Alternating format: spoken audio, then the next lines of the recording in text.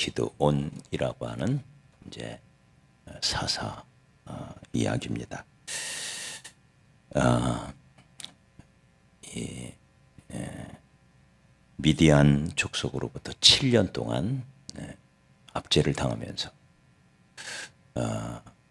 이스라엘이 농사를 지으면 미디안 사람들이 와서 다 수탈해가 먹을 것이 없는 거예요. 고난이 크게 달했을 때 이스라엘 백성들이 하나님께 기도했더니 기드온이라는 사람을 하나님이 일으키셔서 그를 통하여 이스라엘을 구원해 내십니다. 그래서 오늘 이 말씀을 보면서 하나님은 누구를 쓰시나, 나는 어떤 사람이 되어야 하나님께 쓰임받는 사람이 될까? 쓰임받을 때 우리가 행복하고 쓰임받는 게 곧 성공적인 인생을 사는 방법입니다. 맞아요? 하나님께 쓰임받아야 돼요. 그래서 늘 하나님의 일꾼이 되고 어떻게 하면 하나님께 쓰임받는, 하나님이 보실 때 요긴한 사람이 될까? 이게 우리의 관심사가 되어야죠. 하나님께 쓰임받지 못한다는 것은 버림받는다는 얘기예요. 그건 살았으나 산 것이 아니죠. 우리 쓰임받는 사람 되십시다. 쓰임받는 사람, 하나님께 요긴한 사람. 첫째는 우리 하나님은 겸손한 자를 쓰십니다. 지금 이스라엘이 처한 상황이 아주 어려운 상황이죠. 7년 동안 압제를 받으면서 다 빼앗기고 국력이 쇠퇴한 상황이었는데, 그때 하나님은 누구를 쓰시느냐? 겸손히 하나님을 의지하는 사람, 그 사람을 쓰시는 거예요. 오늘 우리나라도 여러 상황들이 녹록지가 않죠. 코로나 겨우 이겨냈더니 이제 경제가 폭망 수준에, 우리 저 라오스 청년들을 보면 이렇게 엄청난 실직자가 불과 2주 만에 15명이 나왔습니다. 2주. 와, 이건 지난 4월, 5월에 2달 동안에 17명이 나왔었거든요. 그때는 2달이에요. 그때도 깜짝 놀랐었는데 무려 2주 만에 15명이나. 야, 정말 이런 상황입니다. 그래서 어제도 우리 기독 실업인의 모임에 갔더니 어떤 분이 공단에 이렇게 납품을 하는 일을 하시는데, 그 폐업하는 회사들이 너무 많다는.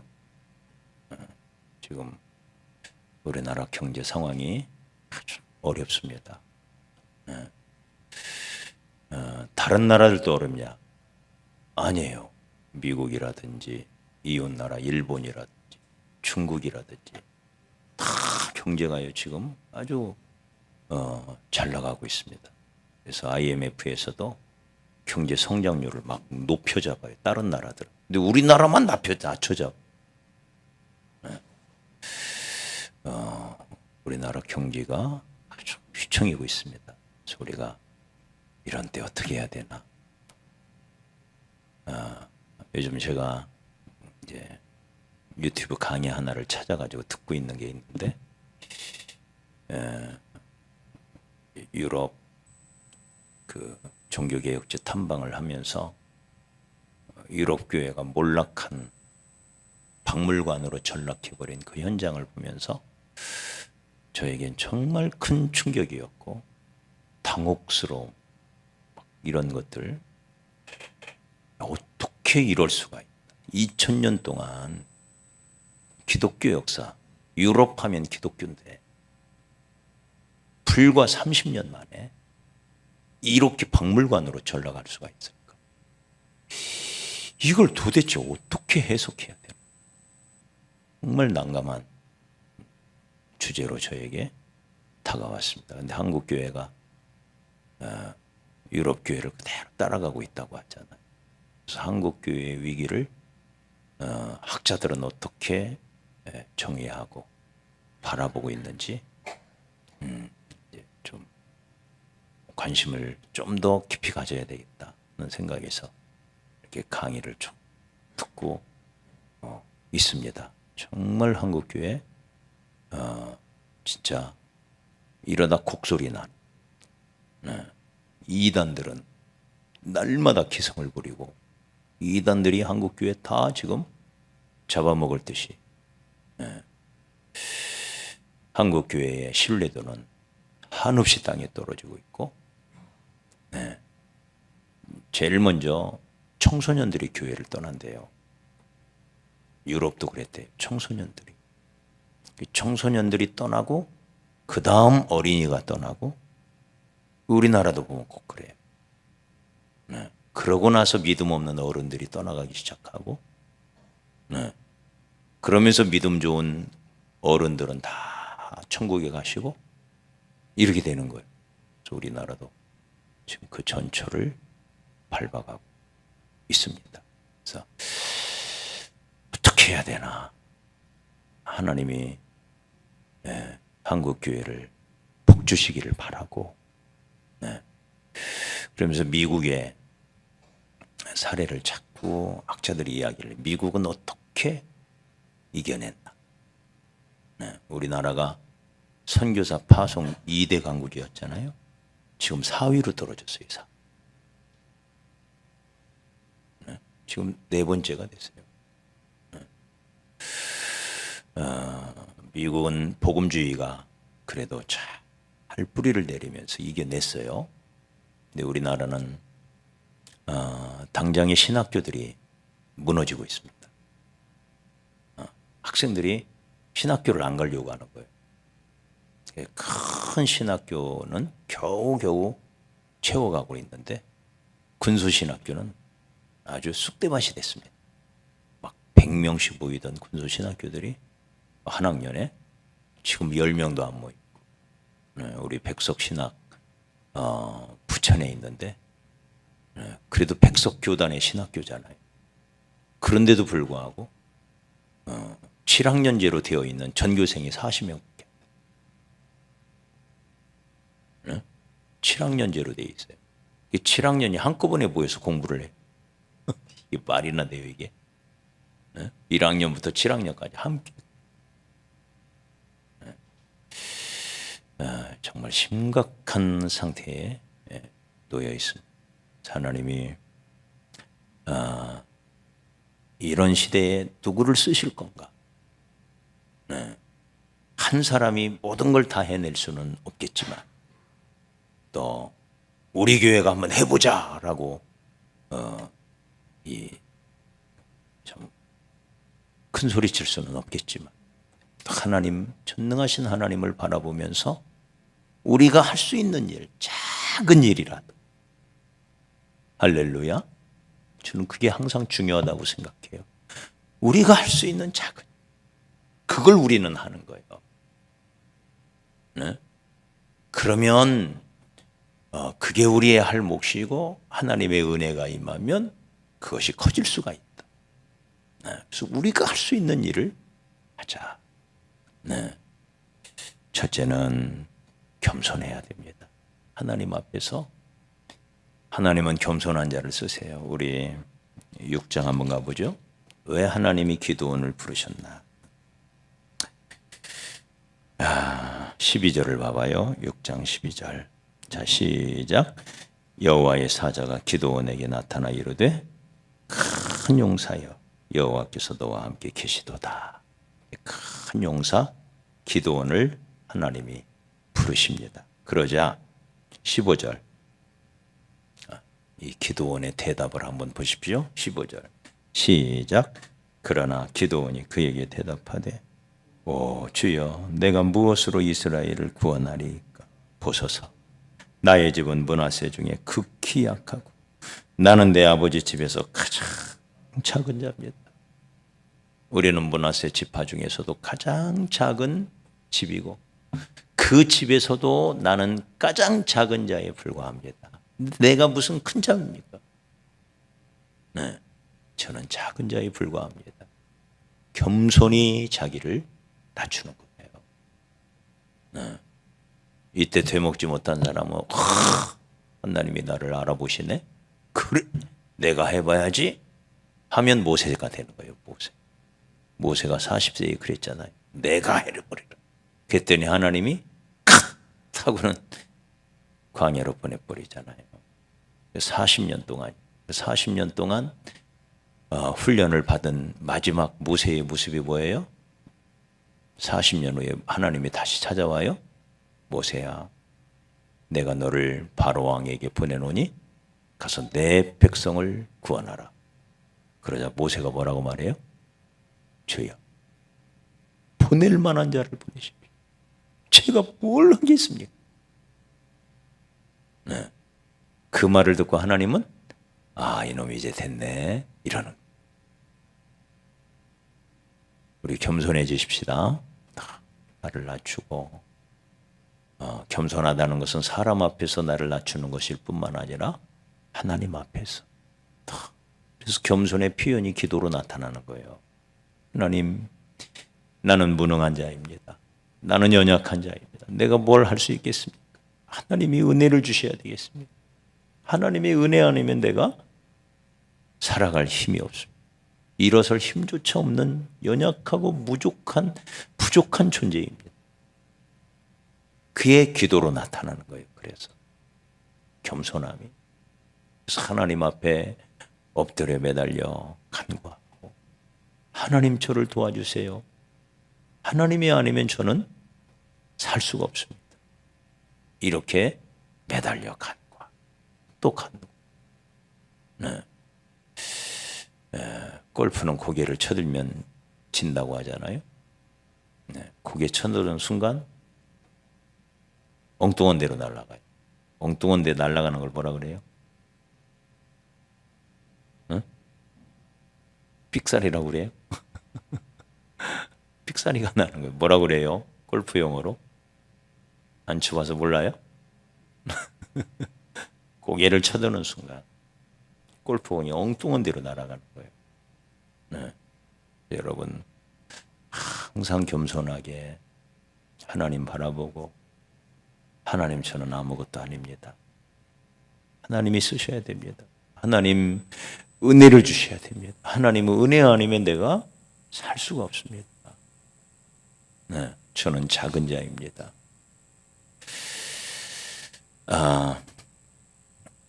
32,000명 중에서 다 돌려보내죠? 돌려보낸 이유가 뭐예요? 자, 우리 다시 7장으로 가봐요. 2절. 돌려보낸 이유. 자, 2절 시작. 여호와께서 기드온에게 이르시되 너를 따르는 백성이 너무 많다. 여러분, 진짜 많은 걸까요? 몇 명이 몰려왔어요?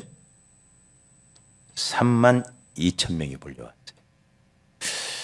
적은 숫자가 아닌 것 같죠? 그죠? 32,000명은. 그런데 싸워야 할 적군의 숫자를 봐야 되겠죠? 적군이 한 3만 명 된다고 그러면 비등비등한 거고, 적군이 10,000명이면 3만 명이면 엄청 많은 거고. 근데 만약에 적군이 30만 명이면 어때? 3만 명이면. 네? 이거 턱없이 모자란 거잖아요. 근데 30만 명이 몰려왔을까요? 300만 명이 몰려왔을까요? 찾아봅시다.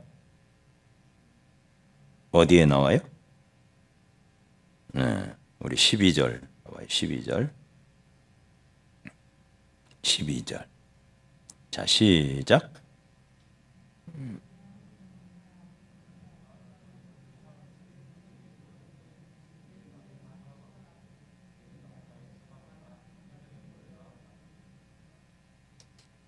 얼마나 많았어요? 메뚜기의 수와 같고 해변의 모래알처럼 많다. 엄청난 수에 지금 적군이 쳐들어온 거예요. 우리 8장 10절을 한번 가봐요. 8장 10절. 8장 10절 시작. 이때에 세바와 살문나가 갈골에 있는데 동방 사람의 모든 군대 중에 칼든 자 12만 명이 죽었고 남은 15,000명 가량은 도망갔다. 그러니까 총 몇 명이요? 네? 13만 5천 명. 여기서 정확하게 나오죠. 13만 5천 명을 상대하여 3만 명이 싸우려면 어때요?